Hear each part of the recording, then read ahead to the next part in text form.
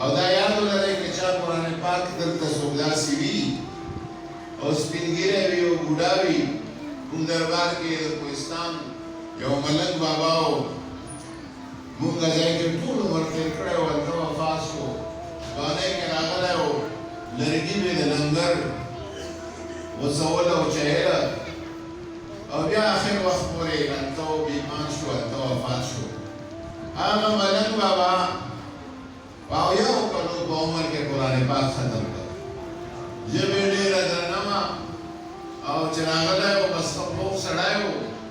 او بیا هلته به خلکو قرآن ویل ده به وایي چې ماله خو نه راځي نو بیا یو بابا و د موږ په ځای کې اذان به یې کړ د پېښور خوشمیر بابا نومېده خوشمیر بابا ته کېناسته او هغه نه قرآن پاک زده کول شروع کړو خوشمیر بابا به ورته لښته نیولې وه کله کله به یې کړه هم دی لکونه دغه په لښته باندې هغه قرآن پاک په هغه طریقه باندې ختم کړ اوس هم چې ډېره لویه ګټه یې کړې ده چې دنیا نه ته او نه یې ویلې او بیا د ویلو زده کړه یې وکړله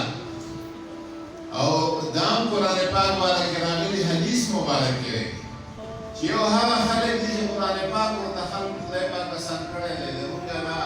علما دي او دا حافظان دي سپی به دی وایي قرآن پاک ورته آسان دی نو دوی چې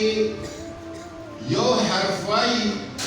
الله تبارک وتعالی ولا یو روایت کې یو نیکي راغلي په بل باندې لس نیکۍ راغلي دي او یا دوی مبارک فرمایلي چې الف لام میم دا یو حرف نه دی دا درې حروف دي الف یو دی لام یو دی میم بل دی الف لام میم باندې دېرش نیکۍ شوي دا هغه چا لپاره دېرش نیکۍ دي چې هغه په اسانتیا سره ویلی شي او چې څوک ورکې چا ورکې ژبه نه خلي څوک دا ټکي برابرۍ او محنت او خواري ورباندې کوي هغه له خدای پاک د هغې په ډبل باندې نیکۍ ورکوي یو له د ویلو نیکۍ ورکوي او بل ورله د محنت او د کوشش نیکۍ ورکوي نو هغه خلک تاسو کې چې څوک وي که زنانه وي که نارینه وي په دې باندې شرمېږئ مه کښېنئ اوس قرآن پاک د الله تبارک وتعالی دا کتاب او دا کلام ووایئ زده یې کړئ که چا زده کړی په معنو باندې دغه علماو ته کښېنئ ورته چې ما ته ترجمه ووایه ما ته د قرآن پاک یو آیات او دوه آیات ترجمه ووایه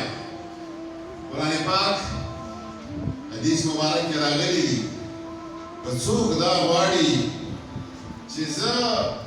د الله سره خبرې وکړم چا دا خواهش وي چې زه د الله سره خبرې وکړم دی دا مانځه له راشي الصلاة معراج المؤمن مونځ چې دی دا د مؤمن دپاره معراج دی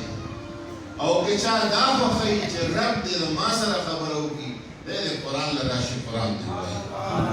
قرآن د رب کلام دی